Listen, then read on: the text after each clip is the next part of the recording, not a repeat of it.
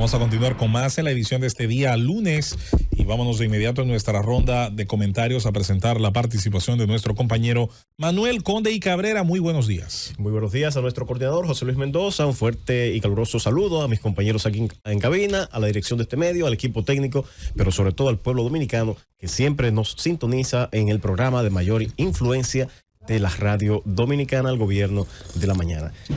Señores, no es motivo, debe ser motivo de tristeza, de enlutecimiento del alma lo ocurrido en este fin de semana. Aunque está distante en términos geográficos, ese territorio de Israel, Palestina, efectivamente nos marcan esas imágenes tan crueles que se vivió y que pudimos visualizar durante el fin de semana. Un ataque de Hamas y luego se exacerba con la respuesta del gobierno de Israel que declara la guerra. Da unas imágenes que particularmente uno quisiera que nunca más se repitan en la historia. El fenómeno de la guerra, que muchos la llaman y tienen una boca bastante ligera para decir, no, si tal o cual situación se genera, vamos a declarar la guerra, vamos a iniciar actos violentos. Eso es muy fácil de decirlo. Cuando se instala la violencia, comienza una espiral de odio entre los pueblos que se sabe cuándo comienza, pero no se sabe cuándo termina. Bien explicaba José Luis Mendoza con su magistral conocimiento de la historia todo este origen de este conflicto que se fue más atrás cuando comienza la diáspora judía al inicio del milenio pasado.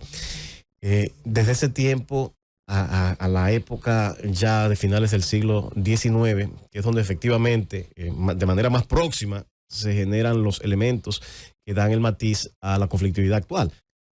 Y es bueno para entender esta situación, aunque ya mis compañeros, tanto Susana, José Luis como Khalil, han hecho una explicación bastante brillante de esta situación. Es bueno, sí, quizá agregar algunos matices a esta problemática que se vive, y es una problemática no solamente de esa región, es una problemática del mundo. Ya el mundo está tan interconectado que cualquier conflicto nos afecta a todos.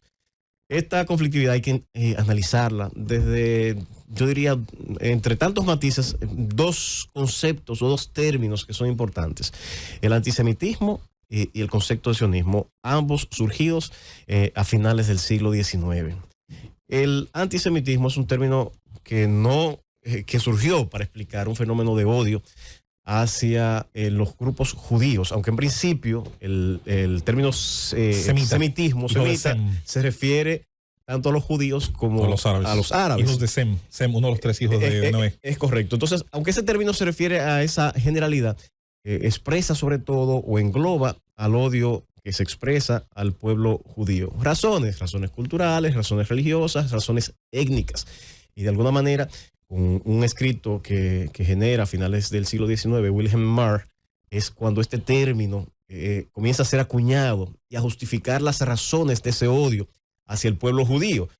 En algunas ocasiones le dan la categoría de un pueblo inferior, un pueblo distinto, un pueblo diferente, que va tomando cuerpo en todos los países en los que había una comunidad judía.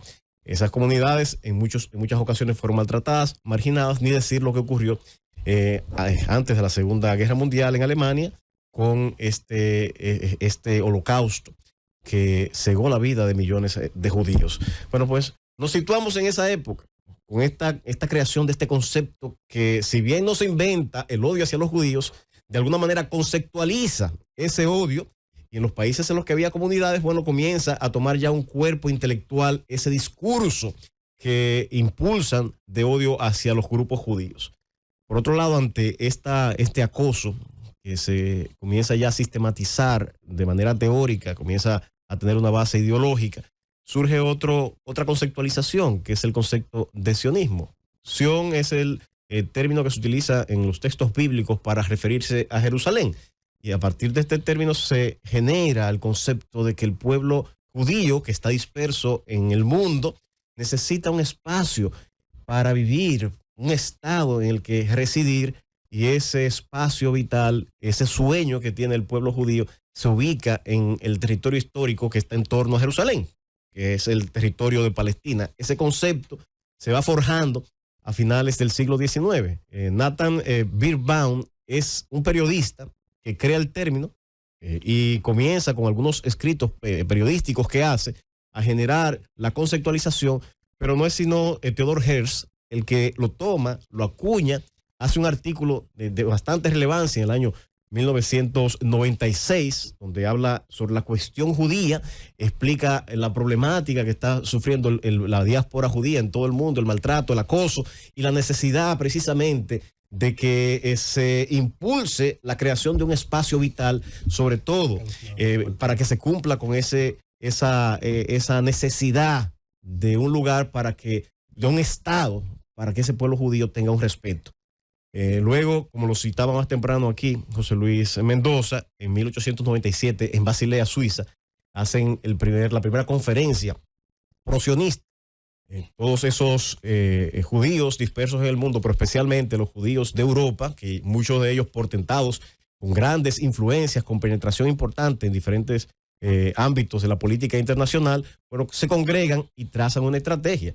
Hay que decir, señores, lo siguiente, que si bien es cierto que los judíos fueron dispersados, fueron de alguna manera expulsados de ese territorio que está en las proximidades de Jerusalén, no, lo cierto es que siempre quedaron reductos de judíos en el entorno, como minoría. Por ejemplo, cuando los drusos exactamente fueron de esos grupos que se quedaron. Es correcto. Pero eran una minoría, sí, pequeño, eran una claro. minoría. Y en ese contexto histórico hay que ver varios episodios que entiendo que son relevantes. La situación del dominio otomano, que de los años 1200 tenía control. 5 siglos por lo menos. 5 siglos ya tenía control de este territorio. Sin embargo, el hoy pueblo palestino ocupaba esa zona. Lo que no tenía era un control político, ni militar. Era una nación independiente. No era una nación independiente, tenía y estaba bajo el control del Imperio Otomano. Cuando termina la Segunda Guerra Mundial, como explicaba José Luis, la primera, en el caso la Primera Guerra Mundial, ahí el Imperio Otomano se alía con los imperios centrales, el austrohúngaro y el Imperio alemán, y la historia está ahí. Se pierde la guerra y estos territorios quedan bajo el control inglés. Hay que decir que hay un elemento importante, que es la declaración de Balfour, que es una promesa que le hace el pueblo inglés, el Imperio Británico, al pueblo judío, que se estaba motorizando con este movimiento sionista en toda la geografía internacional, usando sus medios de influencia para que de alguna manera se generaran las condiciones de crearles espacio geográfico. Bueno, pues esa declaración es una promesa de que en algún momento de la historia iba a apoyar la creación de un Estado judío.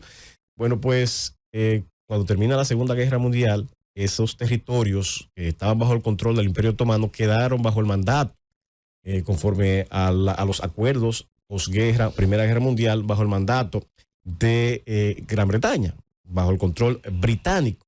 Y eso, de alguna manera, fue generando ciertas condiciones atado a la estrategia sionista de ir poblando estos territorios. En el levantamiento, José Luis, que se hace, cuando toma control el Imperio Británico, había apenas entre 25 y 30 mil judíos autóctonos en la zona. Y algunos que fueron asentándose con los llamados kibbutz, que fueron comunidades agrícolas. Kibbutz y moshaf eran dos conceptos. Dos conceptos que fueron conceptos. El kibbutz era de propiedad pública y el moshaf de propiedad privada. Y la idea aquí, sobre todo, era de alguna manera esa tierra que en la ideología sionista era la tierra prometida, irla poblando poco a poco como una estrategia inteligente de ese pueblo que hacía tiempo ya se había definido la estrategia de que se le diera un Estado. Bueno, eso fue creciendo, fue aumentando. Pero fíjate, con ese levantamiento, para que se entienda la proporción y el origen del problema, cuando toma control Gran Bretaña de ese territorio, eran menos de 30,000 ciudadanos que habitaban la zona de origen judío o de cultura judía, frente a 700,000 palestinos, para que se entienda. ¿Qué ocurre? Viene lo que todos conocemos, el antisemitismo se expande, se exacerba. Conocemos los movimientos nazis, los nazis toman el poder en el 1937 en Alemania, se hace esta persecución, se genera el Holocausto, y esa persecución de Europa, ¿qué es lo que hace? Presionar a que esos árabes, esos judíos vayan a su territorio, al territorio que ya se habían establecido como estrategia a ocupar. Bueno, pues ahí está la historia. Fue creciendo la población, fue aumentando, esa presión que se generó, ese odio, fue robusteciendo la necesidad de la creación de un Estado, y precisamente cuando termina la Segunda Guerra Mundial, la famosa resolución 181, se dicta en las Naciones Unidas creando dos estados, un Estado judío en ese mismo territorio y un Estado palestino. Los judíos sí toman la señal e inmediatamente el 14 de mayo del 1948, es decir, el siguiente año, declaran su independencia y establecen la creación de su Estado y hacen la movilización necesaria para que de ese territorio se desocupe de la ocupación que tenía de Gran Bretaña.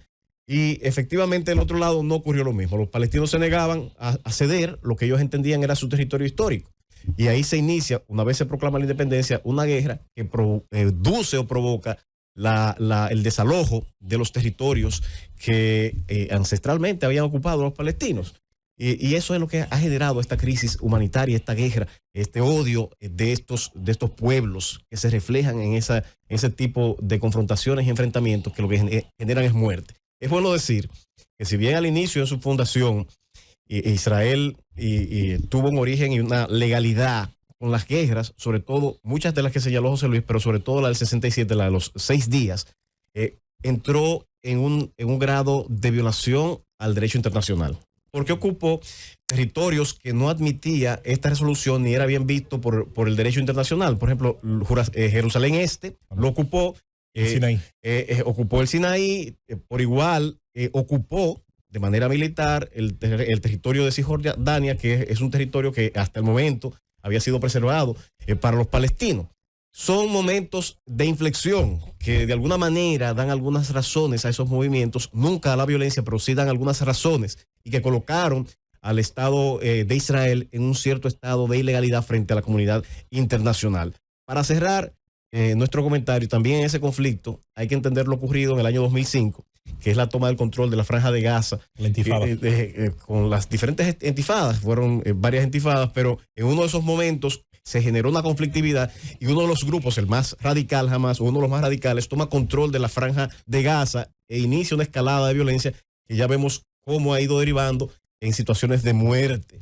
Esperamos que esta situación vuelva en algún momento bajo control. Es una situación que también cuestiona la autoridad de la Organización de Naciones Unidas, que pone un reto a su misma existencia, pues con tantos conflictos a nivel internacional, si no genera soluciones, caminos viables para la paz, su misma esencia se diluye. Y tenemos esa esperanza de que de alguna manera la cordura se imponga entre todas las partes y que las Naciones Unidas hagan también los movimientos necesarios para evitar que esta conflictividad siga generando muerte a lo largo de la historia. Llévatelo, Cundo.